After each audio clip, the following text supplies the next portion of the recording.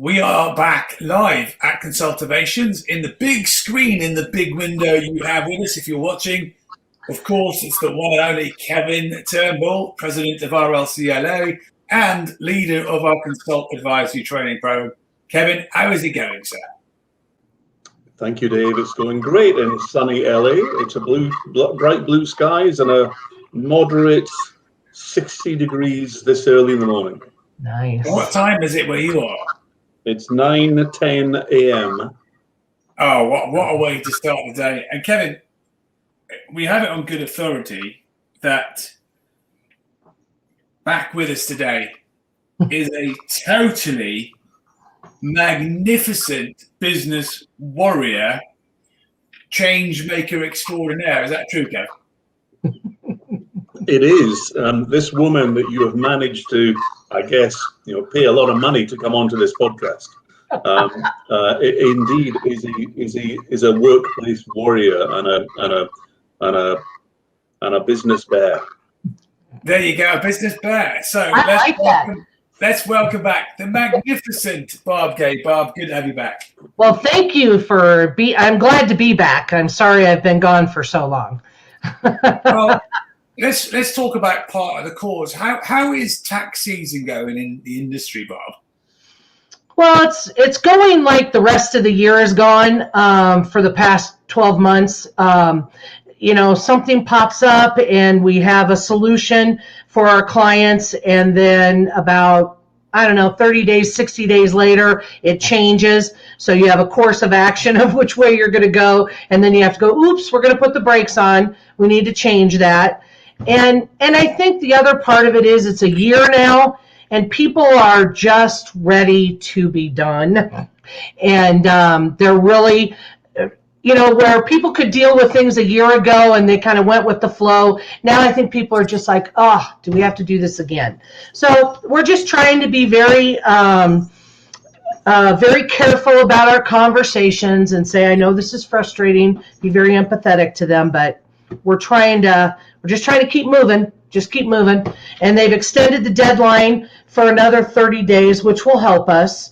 But we're trying to just really focus on trying to still shoot for that April 15th deadline because probably about 80% of our clients can be done by then. So we're just trying to not, last year we had an extended tax season as well. So we're just trying to really turn the corner and have a better year this year. Hey, Bob, how are you coping with the extra work that's coming from the stimulus bills? Well, I've hired an extra person. We've kind of, what we've decided to do is break it down into what the tasks are to get the information to the clients. And once we did that, then we could hire somebody that doesn't necessarily have to have accounting skills, but can help us just load data and balance it. So we've got a full-time person that's doing that. And then myself and my other accountant, Bren, we are both just spending 2 or 3 hours a day just working on those types of tasks. So we're kind of breaking up our day to work on taxes and then work on those tasks. Right. It's a lot, though. And it's a lot for everybody. It's a lot for our clients. And that's the bigger part of it, because I know the people need the money. That's the other part of it. There are some industries that have really struggled. Yeah, I've been talking to a couple of clients about this who are in the accounting space, and they are definitely finding that they've got a morale issue. That you're piling on a load of work. It's not great. Yep. I'm trying to, and plus we have been working from home for a year, which my team is not used to either. So we were already kind of getting that lag because we had been working separately from home. So we're just trying to do things where we do more Zoom calls. We're doing a bingo game on Fridays where we're just trying, doing little gift cards for people to kind of just have them to have something to look forward to on Friday. That's a little bit different.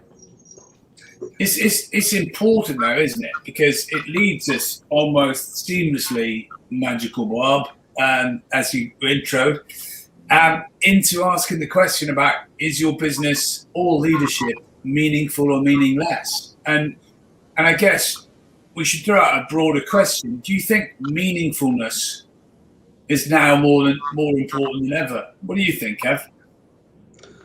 I think through the pandemic, people have been clutching on to meaningfulness because it's kind of shrinking away a little bit. The lack of contact, the lack of kind of involvement through working at home and things like that. So I think it is more than ever so important that people cling on to things that are meaningful in the personal and the business lives. I agree, Kevin, and I also think we've hired the one person that we brought on that's helping us has worked for us before, so she was familiar with us. But we brought on a brand new person in January, and one of the conversations she and I have had a lot is it's really hard to not be in the office and be training. It's hard to it's just so much easier to walk into somebody's office and ask them a question versus jumping on a Zoom call. So it is just kind of changing those expectations a bit. And do you think that, what would you consider meaningless? Years ago, we published a blog about this last week in preparation for today. And in the blog, I write about what it was like to work in a steel fabrication plant for a friend of mine. And I was responsible for making these things, right, Bob? And it was, first of all, I was given a 60-foot piece of metal. Then I had to cut it up into pieces, right? And I had a pile of those things to cut up. And it's when I first considered meaningless work, right? Because initially that sounds like, so what? But I remember being really chuffed with myself, going to the guy who was in charge and going, I've chopped them all up, right? And then afterwards him saying, oh, brilliant. Now you can go and punch holes in either end of all the pieces that I'd made. And then when I eventually got through that, I said, look, I've done it. That's brilliant. He said, well, now you can go and bend the ends of the pieces of metal rod into shape. I had no idea what it was I was making. But at the end, I discovered, those recycling giant bins that you have at retail parks, some house complexes with the big lids? It was the hinges. I was making the hinges for these giant recycling bins. But it made me question meaningfulness in those settings, because the question is, Kev, is repetitiveness meaningless? What do you think, Mr. Turnbull? Is repetitiveness meaningless? Well, there is a chapter in your very excellent book, Thanks, Kevin. Leadership or Leader Something Else. And I read it last night in preparation for this. And that story is in the book. And I had two thoughts about it. I'm not sure that repetitiveness equals meaninglessness, because I think there's a broader concept here. You were doing a kind of blue collar work, which is relatively unskilled, because even you could do it. And I think you've got to cast the net wider for the meaningful side of it all, which I'm sure is about wages and supporting your family, rather than providing meaningfulness in the routine job. Having said that, clearly they didn't really see it as very meaningful, because they didn't tell you what you were doing to help you make it more meaningful. Totally. They didn't allow you to see the bigger picture. And I think if you look at, say, millennials in the workplace today, who are over 50% of the workplace in the USA, they're driven by values and therefore meaningfulness. So if you don't take time out to explain things and make them more meaningful, then as a leader, you're not really doing your job. It's a really good point, because you lead me to a question that I'd like us to think about. What is meaningless? And actually, I think the answers are simpler than we suggest. I'll throw one out, Barb, right? So processes without purpose is meaningless, isn't it? Right. People do need to understand why they're doing things.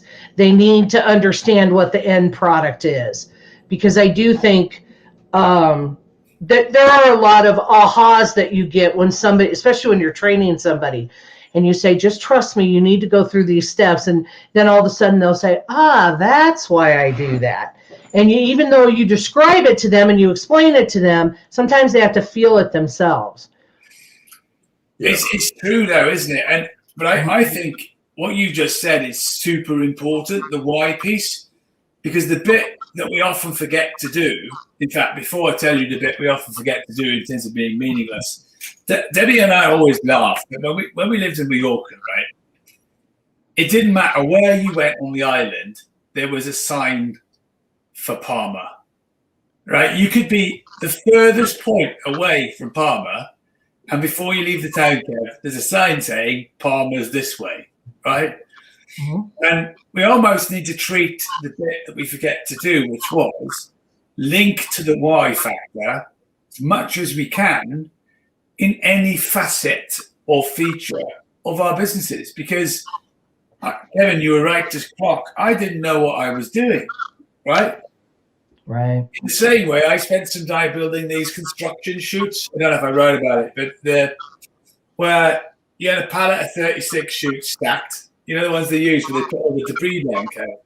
Yeah. Well, I'm assuming Kevin's going to know what that is, but I bet you looking at him going, I bet he knows as well, right? And my job was to use a power drill and screw on all the bolts so the chains were fitted to chain the chutes together. And you'd have scaffolding. And if you're at the top of the scaffolding, you lob all the crap, sorry about that if you're watching, into the chute, and it goes all the way down the giant, commercial skip.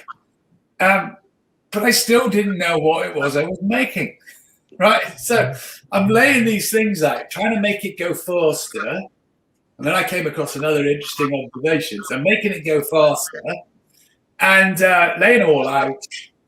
And I'm like looking at these things, I don't know what they are. And again, nobody said to me, what you're making is, and they're used for this. Because it just puts a bit of meaning and a bit of colour into it, doesn't it? They probably told you were using a left-handed screwdriver as well, right? More than likely. But it was a fascinating experience. But I came across something else, Kev. I came across this thing where I started going faster and I became more efficient. And I was asked by the people that work there to slow down. I was also asked not to clear up before leaving so that they could come in the morning and clear up first. And I discovered this difference between how I was wired and how others were wired. I wasn't any better than them, but I think if you are of an owner mindset, you have a discipline most likely where you might finish so you can start clean. And I think you can be born with that as well, Bob. I think it can be something you just know to do. So, sticking with meaningless, what else do you think is meaningless? Running a firm, leadership. I have another one if you're stuck. I've got another one. Well, do you know, when I saw the topic of this podcast, Dave, the first word that came to mind, which is really pandemic-driven, was resilience.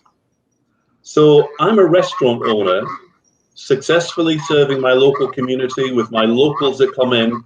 My life has got meaning around that business that I own.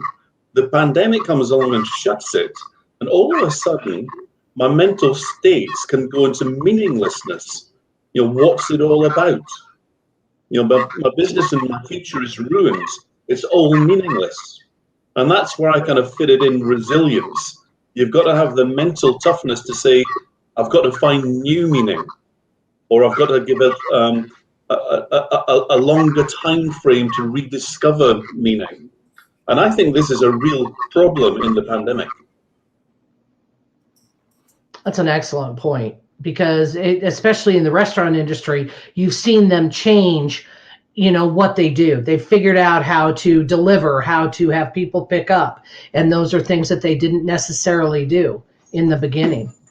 And the ones that have been able to sustain have been able to do that. But you're right. I didn't think of it. It's very interesting you say that now. You can see the frustration from our clients, and that kind of hits the nail on the head. Very good. It's a good show. And one of my greatest joys of the last, I wish I discovered it last year, really, and that is having a meal from a restaurant in a box delivered to your house from your favorite restaurant. So, this is not takeaway. This is follow a beautiful set of instructions, make it yourself, and that has been revelationary for me, because it means you can go to the restaurants that have decided to do it, Kevin. That new meaning. There's one we use in London that is outstanding, and their food. If you're watching this, the Black Lock London, you might not get it in LA, Kevin, or in Denver. But I can tell you, their experience is brilliant. And what I like about it is, for the value that they've priced it, is boxing with the heavyweights. So you get this excellent experience for the same that it costs to go to a designer restaurant who you'd expect to be excellent. And I'm really impressed with that finding new meaning, Kevin, being your point, right? Well, I think on that point, Dave, and that's a great example, the meaningful leader will take the adversity of the pandemic, which is closed down indoor and outdoor dining, but then build up new revenue streams in takeout and curbside pickup, and realize they can make a success of it. So when the pandemic opens up again, they've got their existing business and 2 new revenue streams. So they've got more meaning in their lives and through the business. Right. Don't give up. I think that's what we're talking about. Right. Well, that's it's true. And you do have to have mental toughness for that. That's for sure. You do. I'll tell you another quick story. One of my clients is a CEO of a company that's owned by private equity. And he took over as CEO about 3.5 years ago when I started coaching with him. And he had meaning and purpose through his work. He's building the business, they're on a growth strategy. And then the private equity company decided to sell them. And the CEO was leading the sale process. So he was dismantling his meaningfulness. And I spent a lot of time and energy with him on making sure that his fuel gauges are all at the positive end of the scale, that he's looking after himself physically as well as emotionally. And he could slip into meaninglessness because he's lost something. Yeah. It's a really big message, Kevin, isn't it? About to do these things, you've got to look up. And, I think 2021 should be the year of removing meaningfulness from being on the back shelf and putting it right at the heart of the decisions you're making, putting it right at the forefront of your mind, and bringing more of it to the workplace. Well, as you say that, it shouldn't take a pandemic for us to think that way as leaders. Unfortunately, but it does. It does, doesn't it, Bob? But isn't it interesting? Because there's loads of things it's made us consider. But I also really enjoyed, Kev, your take on this today about, what a resilient leader does in adversity. And that's why I wanted to capture it for a moment, even though you two talking allowed me to correct my typo for a second. But it's an important feature, isn't it? And I also really like the point you nailed, which was adjust, respond, make it successful, and in normal conditions, 2 branches of a business instead of 1, which gives you greater flexibility and greater control of building a better future, doesn't it? Yeah, but it does reflect some of the basic principles of leadership, that if you're looking down and into your business all the time, there's something missing. And you could well get lost in something like a pandemic where there are lots of micro changes happening and you just question the meaningfulness of it all. But if you're a leader that's looking up and out and kind of plotting the future growth, then you're just adding change and a different dimension to it all. So you're just reinforcing that what you're doing is meaningful. Yep, that is true. Well, and it's also that concept of it's exactly true. If you're in it and you're down in the depths of it, you're not going to be seeing these things or taking the opportunities that are in front of you. Non-pandemic. Yeah.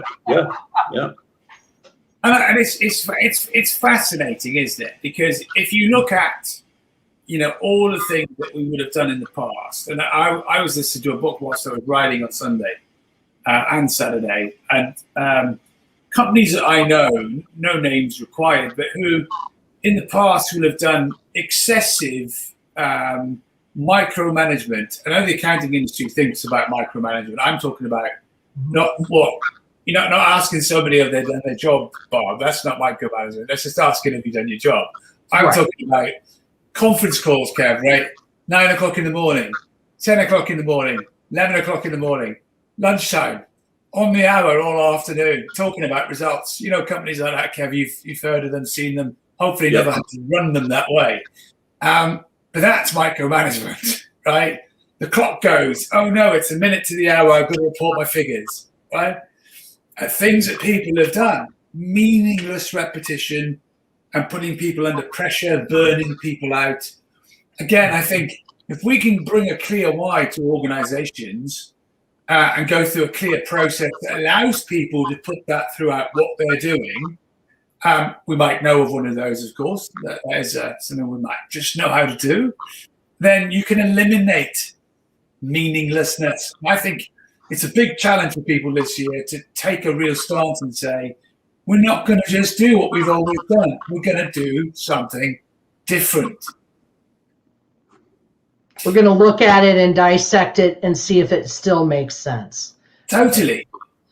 I struggle with that piece of letting go too much. Yeah. I can get caught up in what I'm doing on my path. You still have to revisit. So that's why this is a good discussion to have. Good review. Right. I think there's also a kind of correlation between meaningfulness kind of equals a can-do attitude. That whole Kaizen thing, and the restaurants again. The meaningfulness, can do, let's do, pick up and pick up and take away and stuff like that. The meaningless people are more likely the ones that reject change. They're uncomfortable with change. They want the status quo to be maintained, but that's at some risk to their business. Mm-hmm. Yep, definitely is. So let's take a look at this next one, Kev. I'm going to share a couple of quotes that I'm going to ask you both to look at, and let's discuss what we think of them. To use my gifts of intelligence, charisma, and serial optimism to cultivate the self-worth and net worth of women around the world. Amanda Steinberg, dailyworth.com. That's meaningful. Would we agree? Yes. Yeah, totally. What do you experience when you read it, Bob? Power. I feel powerful by reading that, and that somebody would stand. I mean, just by example, watching that's going to make me feel more powerful.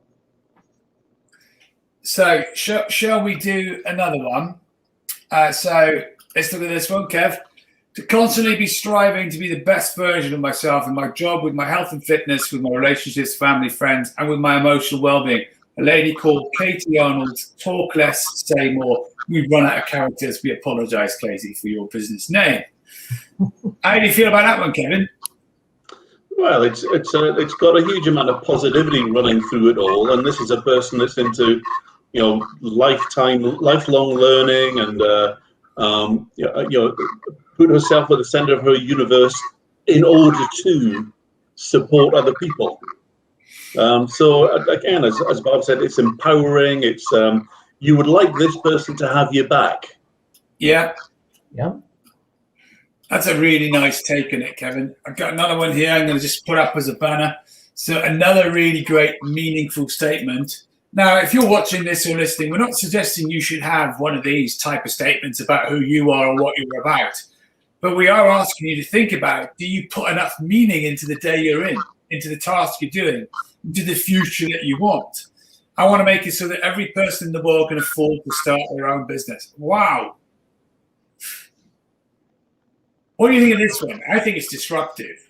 When you read what John Rumpton does, host.com, hosting. I think those of us that have businesses don't, or at least for myself anyway, some people do, but I don't acknowledge as much as I do for other people. You know, I realized during this pandemic, I have eight employees, and I kept 8 employees employed, and we were able to move things and change things to do that. And I think that's what this says. You know, we as business owners do lead people, and that'd be a great thing for people to be able to talk about starting their own business rather than being an employee. Yeah, my take on that one, Dave, is my first thoughts were, well, how's he going to do that? Yeah. And so therefore it looks a bit moonshotty, you know, sort of overreaching maybe. But if he does it, brilliant. But how is he going to do that?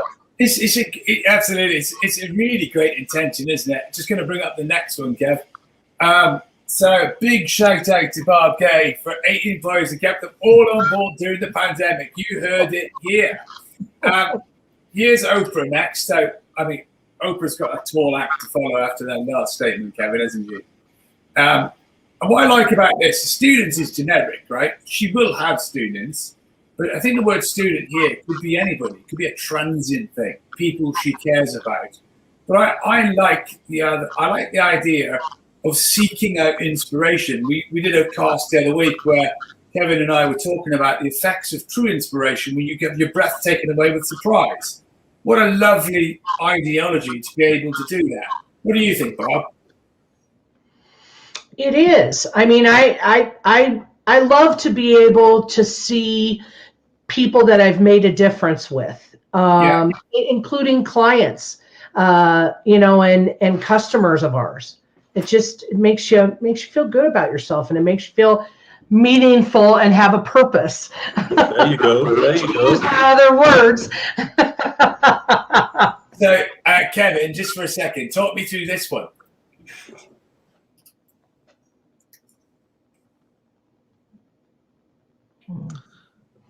I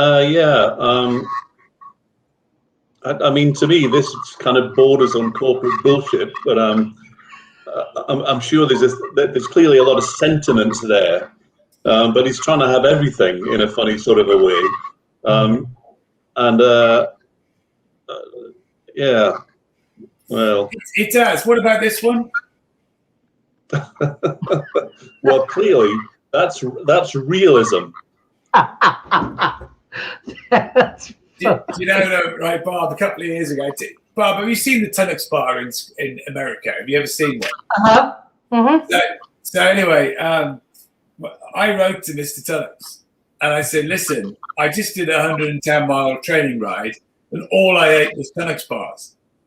And they were all laughing so much at the factory that Mr. Tunnocks wrote back and sent me a check for $50, sponsorship, and 2 boxes of the different styles of Tunnocks. I was so made up. What I didn't say was I had so many Tunnocks on the ride, I couldn't face another one for a while. It doesn't quite taste the same. No, it doesn't. They do today, fortunately. But the thing for me was I used the £50 to pay 2 personal trainers to go into a school and run an exercise class in primary schools and pay them to go and do it to help in the world of education. Because it wasn't about raising any money. There was no cause. So I figured I felt a bit guilty, so I better do something good with it. But we did eventually eat all the Tunnocks. Now, coming away from this ridiculous one, what is important is we are talking about today, in your business or leadership, is then enough meaning in play? Because if you can connect meaning to what you're doing, you will empower and make your workplace a great place. So let's come to a close this week to talk about two words I think are the secret to meaning. And first of all, I'm going to ask you to tell me what you think the word fearless in business means, right? And therefore, what do you think a fearless firm is? And then hopefully I'm going to completely contradict you. So let's go to Bob first. What does the word fearless mean to you, Bob? We're willing to try anything. We're willing to not say we don't know how to do something. We'll learn it, we'll figure it out, and we'll find the best application for our clients. That's a pretty good shout, Bob. Kev, what do you think? If George Powers was here, George Powers would repeat what Bob said. I think fearlessness is about the ability to embrace change and everything that goes with it. Because if you don't do that, to be honest, I think you'll struggle to survive in a changing world. I would entirely agree. I'm going to attempt to spell what it means in a second. We often hear the word fearlessness or fearless, and we assume there's bravery. We assume there's a demand for leaning in, a positive we heard earlier about being resilient. We assume it's about candor, straight talking. But actually, it's about being a psychologically safe place to be brave, to be candid, to be fearless. So that means, Kevin, if you're the CEO, right, and I'm the frontline worker, I am quite prepared to tell you as it is because I trust you, no matter what the question is. Now, when I worked for a retailer many years ago, out of professionalism, we won't say who it was, we used to get board members go on royal tours. And I never understood why the chairman never thought that new stores smelt of fresh paint. Because 2 weeks before they came, Bob, there was a cleanup team, there was a training team, there was a repair team, facilities, you name it. The stores were made to look the best they could now, no matter how old they were.